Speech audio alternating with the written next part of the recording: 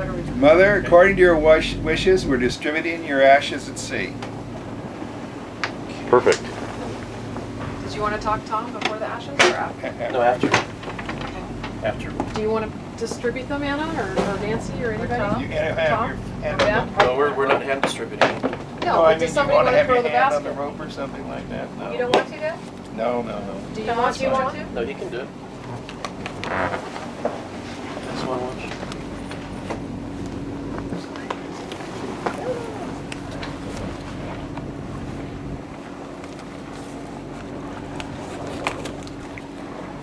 Is there a religious preference or background at all? Buddhist. I don't know.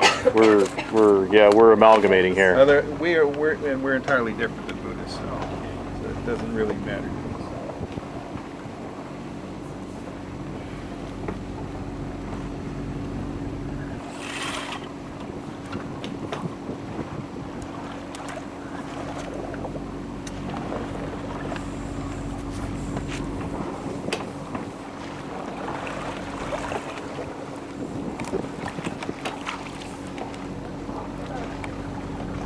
It's very nice. Yeah, very nice.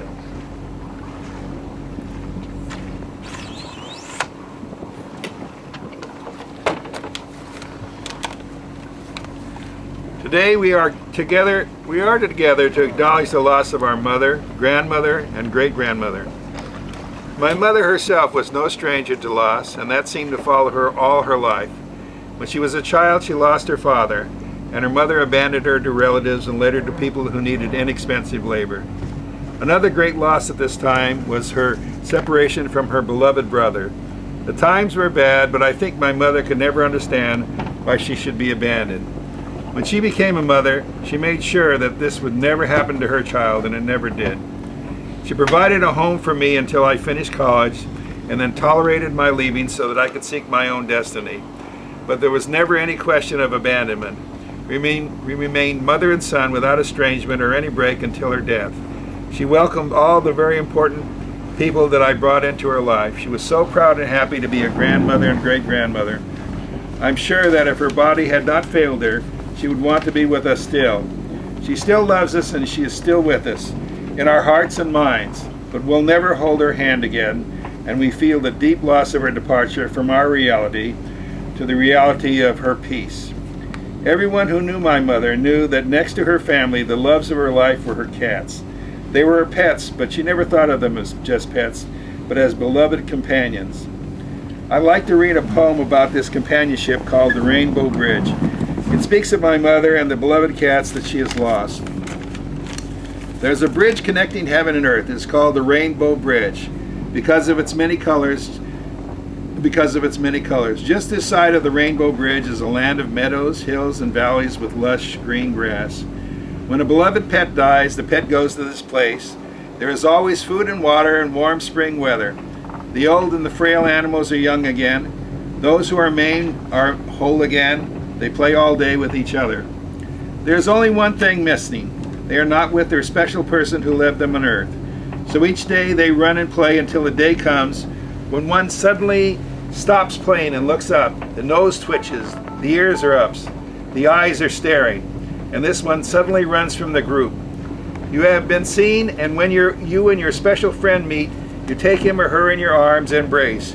Your face is kissed again and again, and you look once more into the eyes of your trusting pet. Then you cross the Rainbow Bridge together, never again to be separated. I received a picture of her last cat companion recently, Xiao Bao. He is in a pet sanctuary.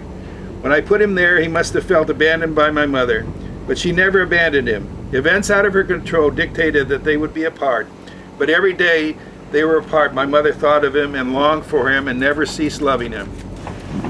I hope that in the last days of her life, my mother did not once feel that we had abandoned her. We never did. I hope that even though she was not very well of her surroundings, she heard us say over and over at her bedside, "We love you, Mother," and "We love you, Amma."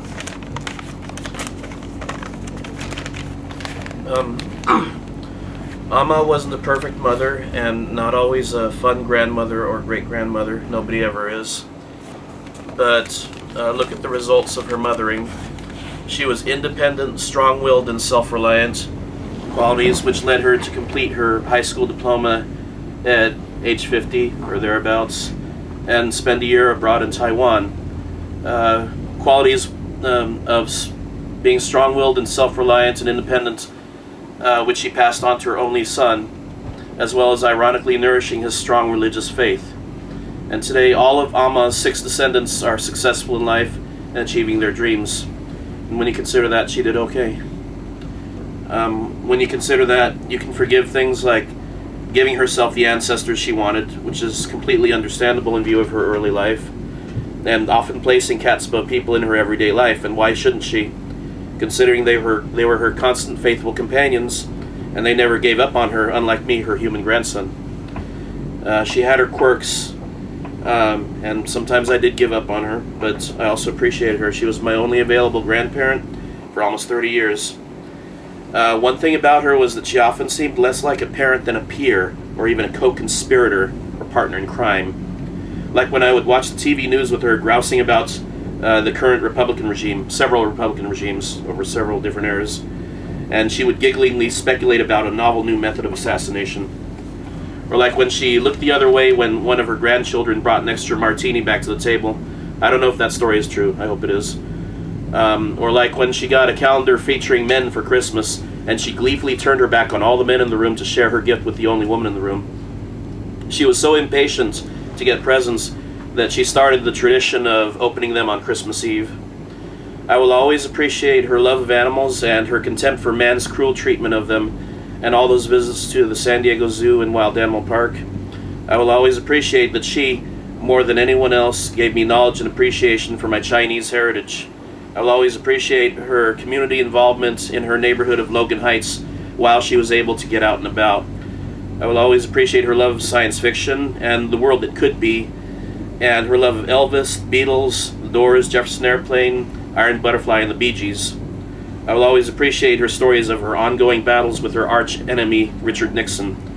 And I am truly sad that she passed away exactly 1 week before the president's grandmother, and without ever knowing that the Republican years of darkness are over. At the end, Amma deserved the best, and she got the best from her son and her family. And I can't imagine a more beautiful day and setting in which to do this. I hope she is now in whatever Taoist or Buddhist post-existence she imagined for herself, or at least in a restful oblivion. Rest in peace, Amma. I love you. If possible. Is it okay to hang on to this? This is just a prayer to thank God for bringing Amma to us and for helping us be her legacy.